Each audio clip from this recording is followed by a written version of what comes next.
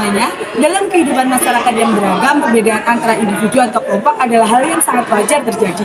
Keberagaman dalam kelompok masyarakat ini merupakan fenomena sosial yang bersifat horizontal dan vertikal. Perbedaan anggota masyarakat dalam sosiologi ini dikenal sebagai stratifikasi sosial. Stratifikasi sosial inilah yang bisa mengelompokkan setiap individu dan kelompok yang berbeda tersebut.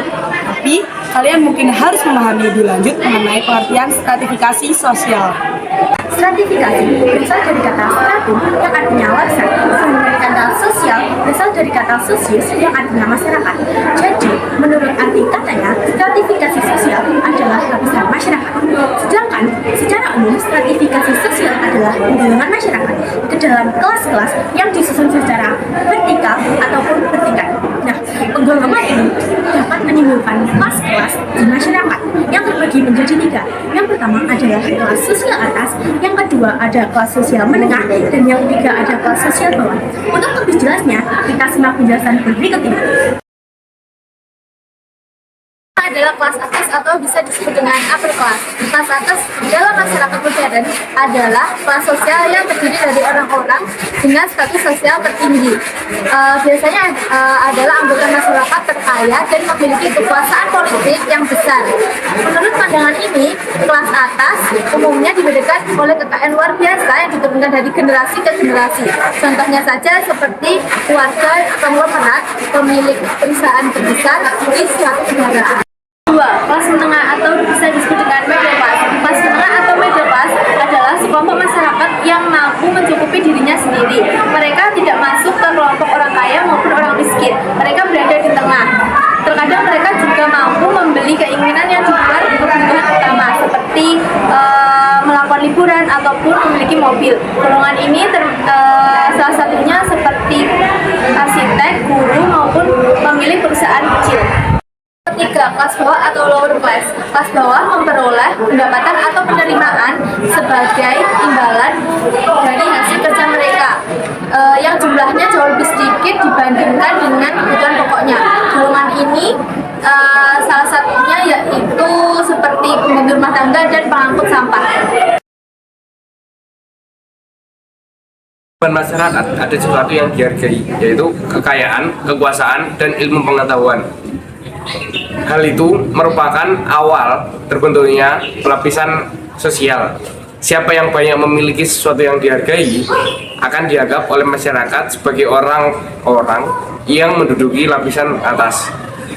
Sebaliknya, mereka yang hanya sedikit memiliki atau bahkan sama sekali tidak memiliki sesuatu yang dihargai akan dianggap oleh masyarakat sebagai orang-orang yang menempati lapisan bawah dan berkedudukan rendah.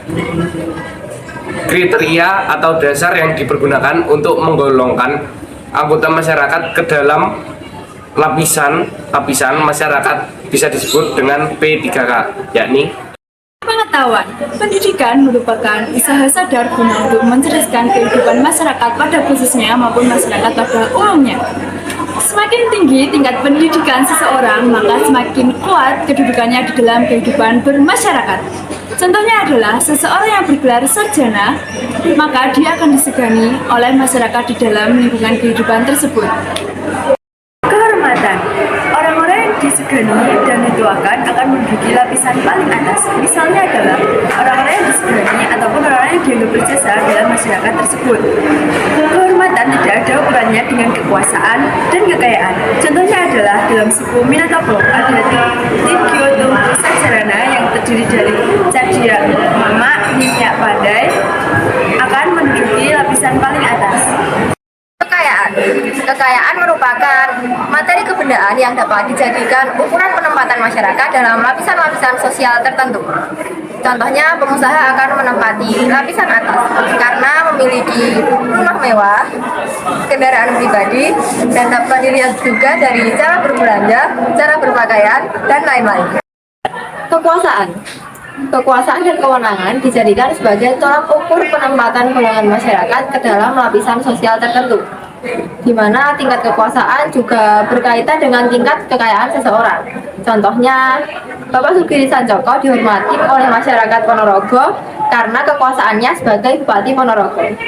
Jadi, Jadi dapat disimpulkan dari penjelasan tentang stratifikasi sosial tadi bahwa stratifikasi sosial merupakan suatu pelapisan sosial yang muncul dengan sendirinya bersamaan dengan proses pertumbuhan masyarakat dan muncul menjadi seperti pembatas antara suatu golongan dengan golongan tertentu.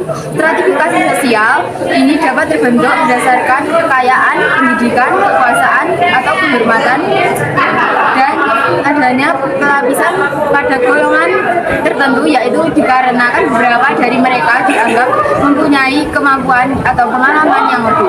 Namun, di sisi lain, sistem stratifikasi sosial dapat menyebabkan kesenjangan karena terdapat perbedaan masyarakat secara vertikal, yaitu berdasarkan kelas-kelas sosial atau status sosial yang ada di masyarakat.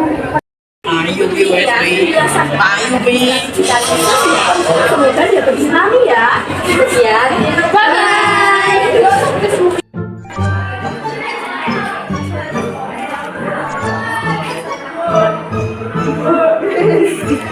Perbedaan antara individu atau kelompok adalah hal yang sangat wajar.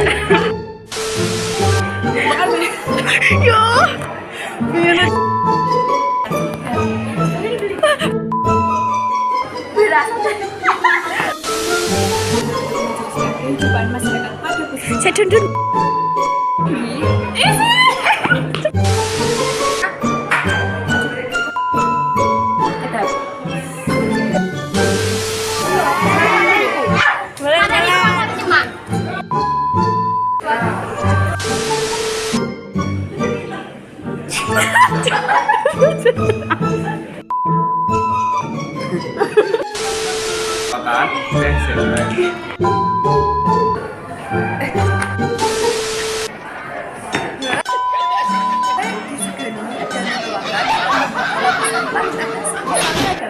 Orang-orang yang disegani ataupun orang-orang yang dianggap berjasa dalam masyarakat tersebut.